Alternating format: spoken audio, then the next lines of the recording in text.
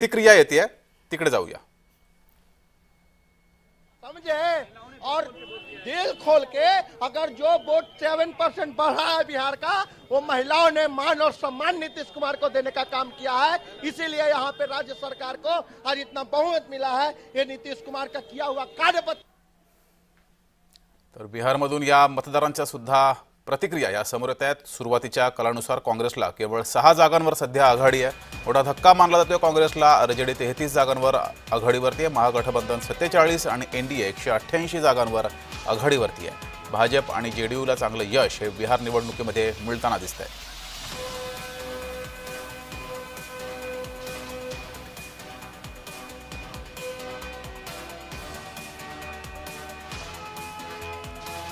पुन्हा चर्चेकडे वळूया। गणेशजी, मात्र हनुमंत पवार यांनी एक मुद्दा उपस्थित केला की भ्रष्टाचाराचे अनेक आरोप असलेले आज भाजपामध्ये आहेत किंवा आजही विरोधक टीका करत आहेत की आताही सत्ताधारी पक्षामध्ये किंवा सत्तेमध्ये असे 15 मंत्री आहेत की त्यांनी राजीनामा द्यायला पाहिजे होता किंवा मुख्यमंत्री देवेंद्र फडणवीस यांनी त्यांचा राजीनामा घ्यायला पाहिजे होता।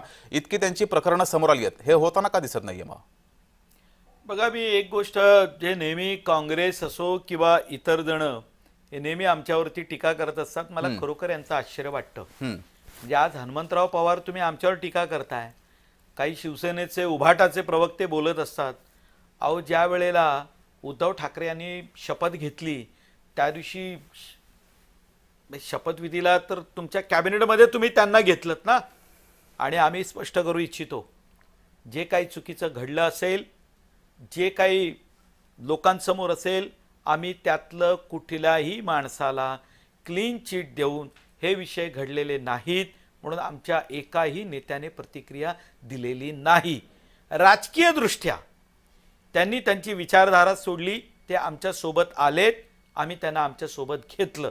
आणि हे स्पष्ट करू इच्छितो, 2019 साली आमच्या सोबत निवडणूक लढलात, आमच्या सोबत एकत्र प्रचार केलात।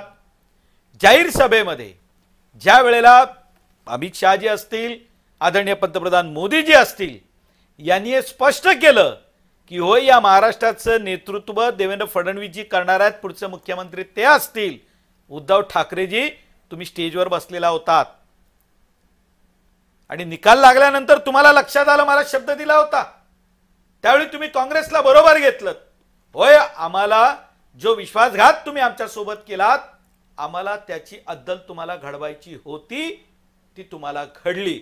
आणि त्यामुळे उगाच काँग्रेसच्याही प्रवक्त्यांनी तुम्ही एकत्र गेलात शिवसेनेबरोबर, आम्ही कधी काँग्रेस बरोबर आलो का? म्हणजे तुम्ही ज्या वेळेला त्यांच्यासोबत युती केली, तुम्ही कॉम्प्रोमाइज केलं, त्यावेळेला सगळं बरोबर होतं। आज पराभव होत असताना हे सगळं, माझं म्हणणं एवढंच आहे, आम्ही विचारधारेशी कधी कॉम्प्रोमाइज केलेलं नाही। आमच्या सोबत ज्याला यायचं असेल। गणेशजी, एक प्रतिक्रिया येते, माफ करा तुम्हाला थांबवतो, एक प्रतिक्रिया येते। अभी जिस तरह का आप लोग जश्न मना रहे हैं, जो अभी रुझानों में है, आपको लगता है सरकार बनने वाला है?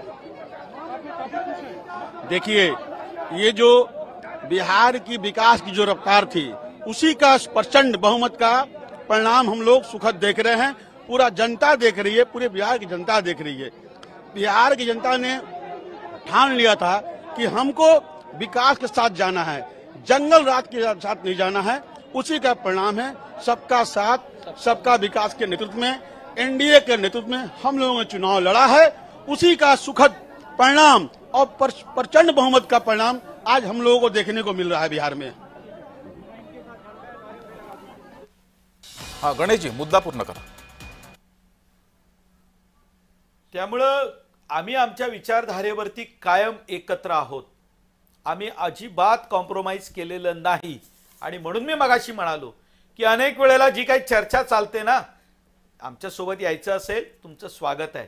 आणि मी स्पष्ट करू इच्छितो, भ्रष्टाचार, राजकारण, या देशाचा सांस्कृतिक राष्ट्रवाद, या आमच्या भूमिका एकदम स्पष्ट आहे। आम्ही त्या बाबतीत कधीही कॉम्प्रोमाइज करत नाही।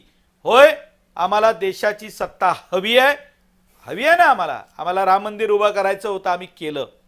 आम्हाला 370 कलम हटवायचं होतं, आम्ही हटवलं। आम्हाला या देशाचा विकास करत असताना या देशाला अण्वस्त्रधारी भारताला बनवायचं आहे, कारण इतर देशांना जरब बसली पाहिजे। तर होय, आम्ही ते करणार।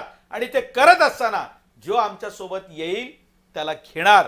आणि आमचं ध्येय आहे सर्वसामान्य माणसाला, समाजातल्या शेवटच्या घटकाला आम्हाला त्याचा अन्न, वस्त्र, पाणी, निवारा त्याच्या दारात नेऊन द्यायचंय. तुम्हालाही यायचं हनुमंतराव, या, तुमच्याबरोबर सुद्धा आम्ही स्वागत करू तुमचं. नसेल पटत विचारधारा, काही हरकत नाही, पण आम्ही आमचं धोरण ठरवलेलं आहे. कॉम्प्रोमाइज तुम्ही करताय, आम्ही नाही करणार. जी, चंद्रशेखर नेने यांच्याकडे जाऊया. चंद्रशेखरजी, काँग्रेस आता महाराष्ट्रामध्ये आगामी निवडणुकांसाठी मनसे सोबत यायला पाहतोय, मविया सोबत. अशा पार्श्वभूमीवर आता काँग्रेसची नेमकी भूमिका काय असेल महाराष्ट्रात? मला आता वाटतं की बिहारमध्ये काँग्रेसची जी अवस्था झाली आहे, 5 किंवा 6 सीट, आमचे मित्र म्हणत आहेत की 4 वरतीच थांबतील, ते जाऊ दे. परंतु तसं झाल्यानंतर आता त्यांना काही काळजी नाही मनसेबरोबर जाण्याची, कारण आता बिहारी लोकांना कोण विचारतो, नाहीतरी बिहारी लोक आपल्याला मत देतच नाही आहेत. इथे तरी काही मतं मिळाली तर बघावं. प्रश्न खरा असा आहे की मनसेची काही वोट बँक आता उरली आहे का हो, हा खरा प्रॉब्लेम आहे. कारण इतके दिवस त्यांचा एक आमदार फक्त